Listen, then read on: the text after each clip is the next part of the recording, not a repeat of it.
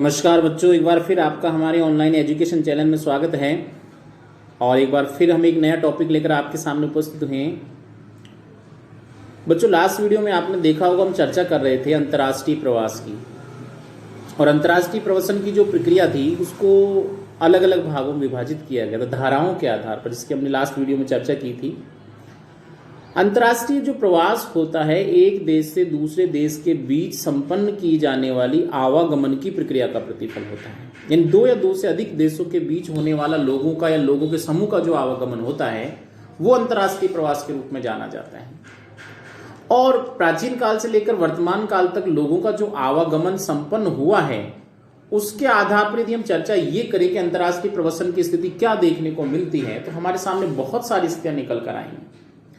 देखो, सबसे पहले हम चर्चा करते हैं कि यूरोप से जो प्रवास है उसकी चर्चा करने वाले हैं। आपको पता है यूरोप महाद्वीप अपनी प्रवासन की प्रक्रिया के लिए जाना जाता है। यूरोप महाद्वीप का जो उत्तरी पश्चिमी भाग है वो जनसंख्या का एक महाजन समूह बन गया है, यानी महाजन समूह के केंद्र के रूप में भी जाना जाता है। और यूरोप के इस उत्तरी पश्चिमी भाग से क्या हुआ, लोगों ने अपने तकनीकी ज्ञान और कुशलता के कारण बाहरी क्षेत्रों की ओर पलायन करना चालू कर दिया। और बाहरी क्षेत्रों की ओर जो पलायन हुआ था उसके पीछे या तो नए क्षेत्रों की खोज एक प्रमुख कारण रहा था, या नए क्षेत्रों में जाकर अपने उपनिवेश स्थापित करना एक महत्वपूर्ण कारण रहा था। तो ये दो ऐसे कारण थे जिनके परिणामस्वरूप यूरोप के लोगों ने बाहरी क्षेत्रों की ओर प्रवास किया था। तो यदि हम चर्चा करें समुद्री मार्ग से 12वीं शताब्दी से लेकर 20वीं शताब्दी तक विश्व के अनेक भागों में यूरोप से जाकर लोगों ने अपना स्थायी आवास बना लिया।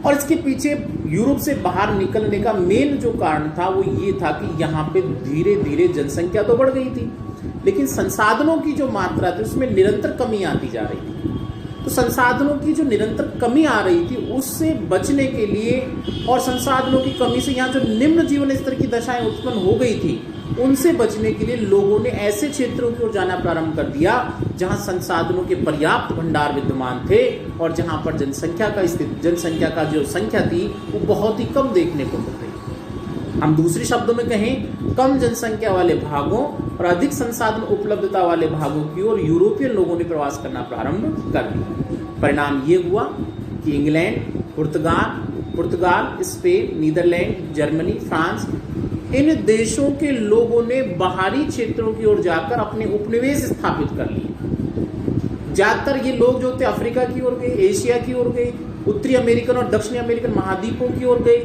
और इन क्षेत्रों में जाकर, क्योंकि यहाँ पे पर्याप्त संसाधन के भंडार थे लेकिन तकनीकी ज्ञान नहीं था, कुशलता नहीं थी, तो इन लोगों ने अपनी तकनीकी ज्ञान और कुशलता का प्रयोग करके इन क्षेत्रों के ऊपर अपना अधिकार स्थापित कर लिया। यूरोप के लोगों के द्वारा ये जो प्रवास हुआ था उसको हम दशागत आधार पर जलवायु संबंधी स्थितियों के आधार पर दो भागों में बांट सकते हैं। यूरोप के लोगों ने एक तो कहा कि उष्ण कटिबंधीय भागों की ओर प्रवास किया, विश्व के जो उष्ण कटिबंधीय क्षेत्र उनकी ओर प्रवास किया।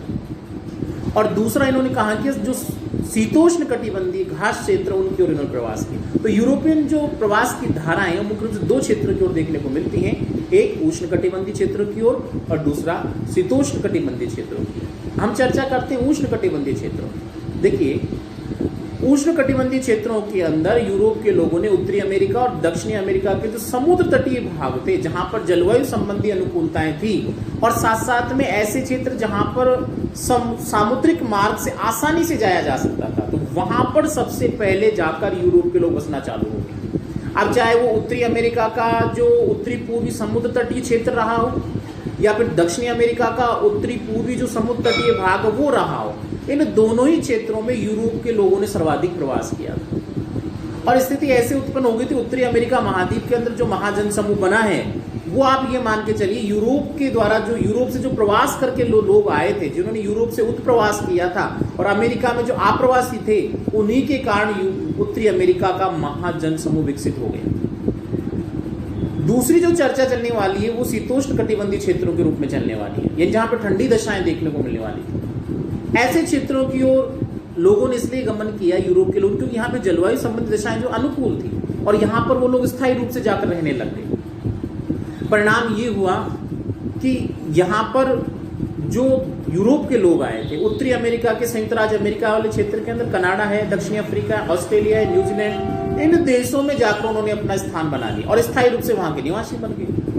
तो शीतोष्ण कटिबंधीय जो प्रदेश थे अपनी अनुकूल जलवायु संबंधी दशाओं के कारण यूरोपीय लोगों का एक बहुत बड़ा प्रवासन का केंद्र बनते गए और धीरे धीरे इसके कारण वहां पे जनसंख्या वृद्धि होती गई। यूरोपीय लोगों का जो दूसरे देशों में प्रवास की जो प्रक्रिया 1820 से पूर्व बहुत कम देखने को मिलती थी, लेकिन इसके बाद जैसे जैसे 1820 के बाद जनसंख्या में वृद्धि होती गई, यूरोप के अंदर संसाधनों का स्तर कम होता गया, जीवन स्तर था वो भी निम्न होता गया, आर्थिक संसाधन वहां पे कम पड़ते गए और परिणाम स्वरूप 1820 से लेकर 1940 के मध्य तक आते आते 6 करोड़ से अधिक लोग यूरोपीय देशों को छोड़कर विश्व के दूसरे भागों में जाकर रहने लगे। तो एक हम ये कहे कि बहुत बड़ा भाग जो यूरोप का था उसने यूरोप को छोड़ दिया और जहां उसको अनुकूल आदर्श दशाएं देखने को मिली वहीं पर जाकर उन्होंने अपना स्थायी आवास बना लिया।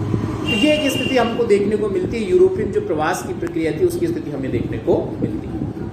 अब हम चर्चा करते हैं एशियाई प्रवास की। एशिया से भी लोगों का दूसरे क्षेत्रों की ओर आवागमन हुआ है, लेकिन यहां पर जो प्रवासन की प्रक्रिया थी उसमें तकनीकी ज्ञान, कुशलता और साथ साथ में उपनिवेश जिन देशों ने स्थापित कर रखे थे उसका सबसे बड़ा योगदान सिद्ध हुआ।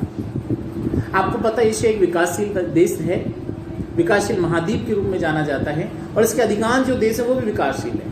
और यूरोपियन देशों के जो लोग यहाँ आकर बस गए थे उन्होंने क्या किया, इन देशों को अपना गुलाम बना लिया, एशियाई महाद्वीप के देशों में अपने उपनिवेश स्थापित कर लिए और परिणाम ये रहा कि यहाँ पे जो गरीब तबके के लोग थे, मजदूर लोग थे, उनको यहाँ इंग्लैंड के लोग, फ्रांस के लोग, पुर्तगाली लोग, उन्होंने यहाँ से बंधुआ मजदूरों के रूप में ले जाना प्रारंभ कर दिया और जहां जहां फिर उनके उपनिवेश थे उन क्षेत्रों में यहाँ से मजदूरों को ले जाकर उनसे काम कराया जाने लगा। तो ऐसी स्थिति हमारे एशियाई क्षेत्र से देखने को मिलती है। हालांकि एशियाई क्षेत्र में जो विकास की दशाएं देखने को मिलती है उतनी अधिक विकसित नहीं मिलती जितनी यूरोपीय क्षेत्रों में देखने को मिलती है। तो 18वीं शताब्दी के बाद में बढ़ती जनसंख्या के दबाव के कारण एशिया के जो चीन है, भारत है, जापान जैसे देश थे, उन्होंने उन देशों के लोगों ने अपने पड़ोसी क्षेत्रों की ओर प्रवास करना चालू कर दिया। या जनसंख्या बढ़ती गई, पर्याप्त मात्रा में रोजगार के साधनों की कमी आती गई, गरीबी की स्थिति देखने को मिली, आय का जो स्तर था वो कम देखने को। तो ऐसी स्थिति में ये कहाँ की ओर गए, जहां इनको ज्यादा आय प्राप्त हो रही थी, जहां अच्छी चिकित्सा और शिक्षा की सुविधाएं उपलब्ध हो रही थी, जहां उद्योगों की प्रधानता देखने को मिल रही थी, या फिर मैं जहां पे उच्च वेतन की स्थिति देखने को मिल रही थी, उन क्षेत्रों की ओर एशिया के इन राष्ट्रों से लोगों ने जाना प्रारंभ कर दिया। परिणाम ये रहा कि एशिया के दक्षिणी पूर्वी भागों की ओर प्रवास हुआ, एशिया से पूर्वी भाग की ओर प्रवास हुआ और एशिया से अमेरिकन कंट्रीज की ओर, अफ्रीकन कंट्रीज की ओर और यूरोपियन कंट्रीज की ओर प्रवास। लेकिन मेजरली जो प्रवास की प्रक्रिया देखने को मिलती है या तो अमेरिकन कंट्रीज की ओर देखने को मिलती है, या अफ्रीकन कंट्रीज की ओर देखने को मिलती है, या फिर ऑस्ट्रेलियन जो भाग है उसकी ओर देखने को मिलती है। और साथ साथ में एशिया के जो पूर्वी द्वीप समूह मिलते हैं वहां की ओर भी एशिया के लोगों ने क्या किया, प्रवास किया है। तो प्रवासन की ये जो प्रक्रिया हमें देखने को मिली, इसमें हालांकि प्रादेशिक आधार पर भिन्नताएं देखने को मिलती हैं। चीन से जो लोगों का प्रवास हुआ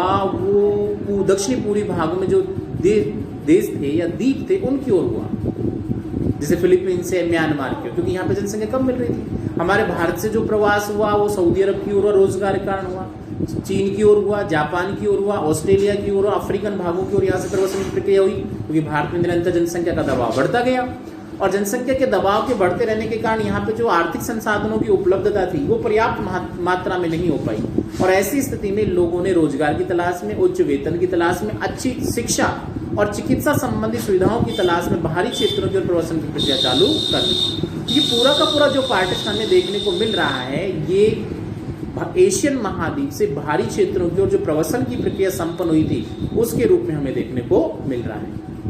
हमारे भारत में प्रवासन की प्रक्रिया आधुनिक काल की ही देन नहीं है। प्राचीन काल से ही भारतीय लोगों ने बाहरी क्षेत्रों की ओर जाना प्रारंभ कर दिया था और उसमें सबसे महत्वपूर्ण भूमिका जो रही थी भारतीय लोगों के द्वारा धर्म का प्रसार करना। हमारे जो हम देखें बौद्ध धर्म की जो उत्पत्ति हमारे भारतीय क्षेत्र में हुई और कालांतर में बौद्ध धर्म के प्रचार प्रसार के लोग श्रीलंका की ओर गए, जापान की ओर गए, म्यांमार की ओर गए, इंडोनेशिया की ओर गए, श्रीलंका की ओर गए।